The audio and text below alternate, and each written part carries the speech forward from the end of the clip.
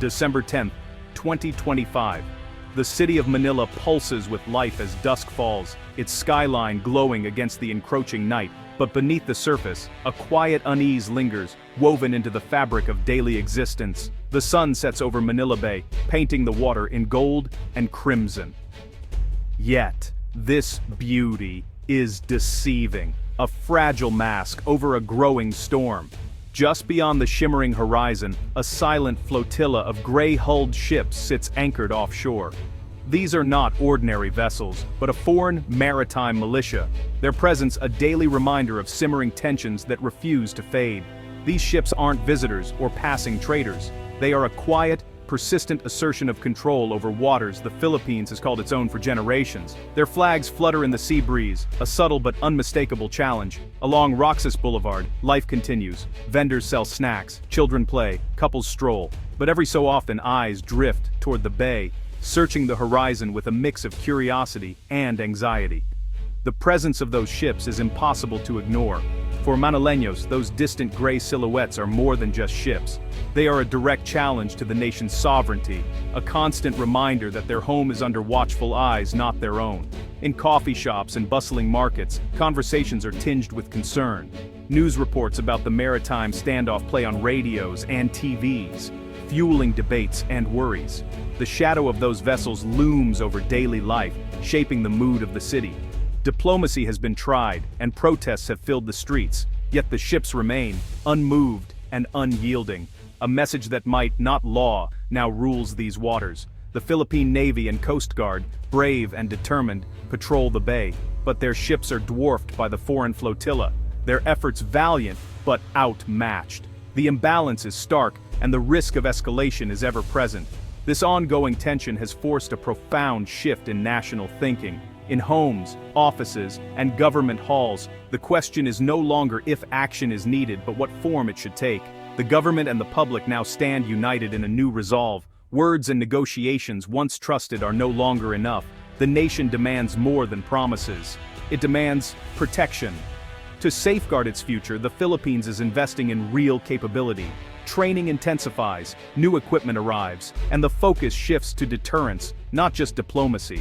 The country is preparing to defend what is rightfully its own. The nation is turning a page in its history, moving from reliance on distant allies to building its own strength. Factories hum with activity, and the Filipino flag waves proudly over new military hardware. And now, as the world watches, the Philippines is about to embark on a new journey, one that will bring an unexpected, powerful new partner into its fold, reshaping the balance in Manila Bay and beyond.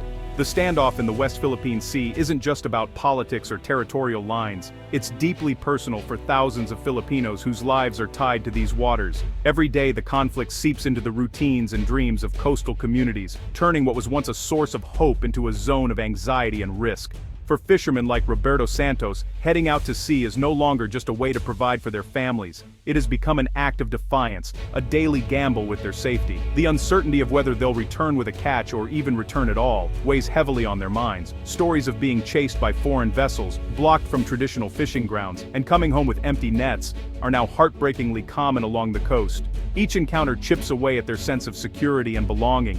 The economic impact ripples far beyond the shoreline. Maritime trade is the country's lifeblood, and disruptions in these waters threaten not just fishermen but entire supply chains. Prices rise, businesses struggle, and the cost of living increases for everyone. As fish markets close and docks stand empty, uncertainty grows for millions of Filipinos who depend on the sea, directly or indirectly, for their livelihoods. Young people, once eager to follow in their parents' footsteps, are now abandoning the sea. They seek opportunities elsewhere, leaving behind not just boats, but a way of life.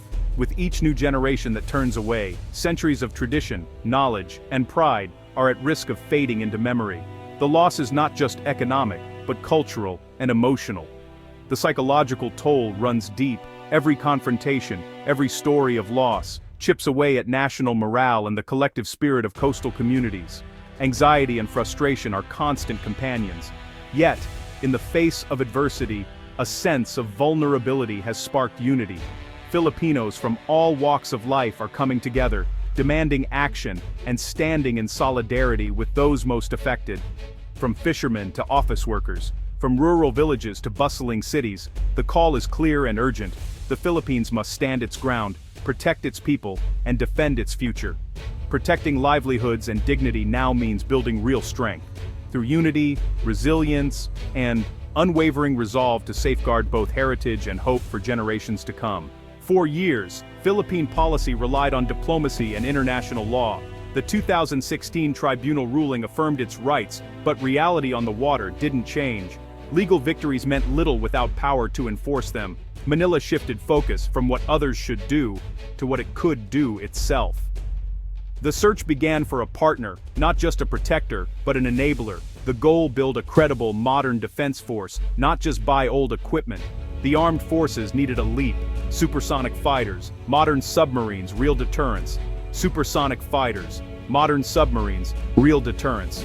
The Philippines looked beyond traditional allies, seeking a network of like-minded partners. Self-reliance, supported by diverse friends, became the new path to sovereignty. December 2025. A group of South Korean defense executives steps quietly onto the tarmac at Manila's bustling airport. Their arrival is discreet, but the stakes are high. These are not ordinary business travelers. They carry with them the promise of a new era for the Philippines. In a secure, glass-walled boardroom overlooking the city, they sit across from Filipino generals and top defense officials. The air is thick with anticipation, as both sides know this meeting could shape the nation's security for decades to come. This isn't just another sales pitch or routine negotiation, it's a candid, high-stakes discussion about the Philippines' future, about sovereignty, security, and national pride. Spread across the polished table are blueprints for the cutting-edge KF-21 Boracay fighter jet and the formidable KSS-3 submarine. These aren't just machines, they represent a leap forward in technology and capability. But what's on offer goes far beyond hardware. The Koreans propose a true partnership, one built on trust, shared goals, and mutual growth. Their vision includes co-production agreements, local assembly lines humming with activity, and comprehensive training programs for Filipino engineers and technicians. It's an invitation to join the global defense industry as equals. No longer will the Philippines be limited to buying off-the-shelf equipment from abroad. This is about building real capability at home, about creating jobs, developing skills, and fostering innovation within the country's own borders. The South Koreans share their own remarkable journey, once an aid recipient, now a global defense powerhouse. Their story is proof that transformation is possible with vision, investment, and determination. The plan is ambitious.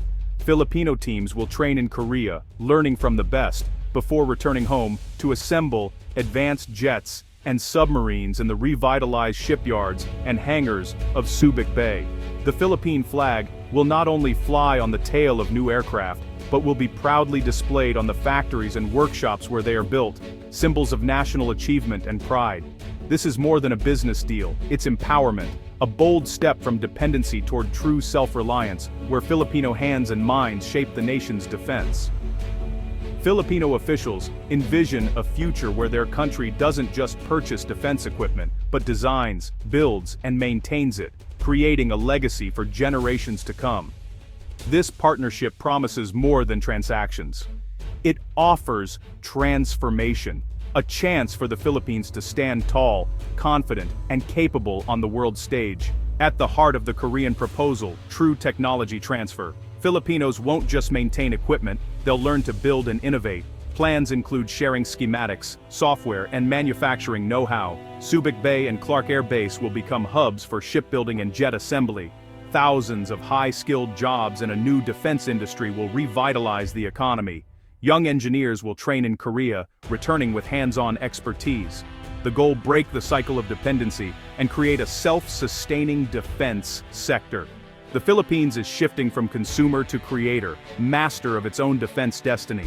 The arrival of KF-21 fighters and KSS-3 submarines marks a new era. The Air Force gains speed and reach. The Navy, a powerful deterrent. This arsenal transforms the Philippines from observer to defender. New shipyards and factories spark an economic revival, creating jobs and high-tech industries.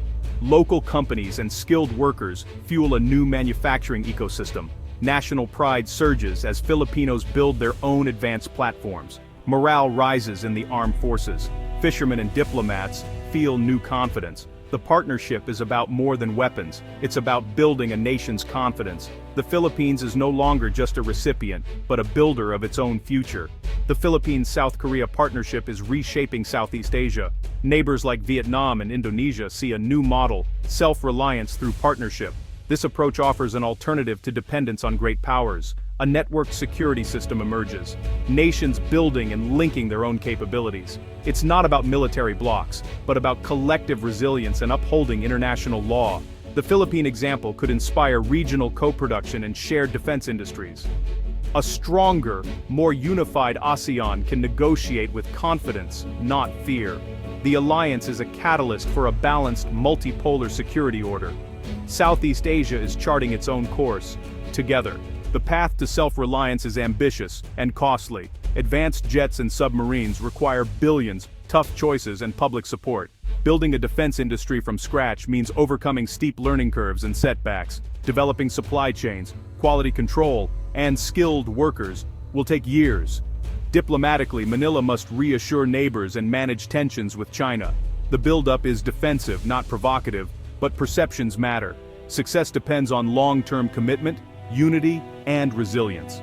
The temptation to cut corners or revert to old habits will be strong, but for sovereignty, the price is worth paying, and the nation is determined. This story is about more than hardware, it's about hope.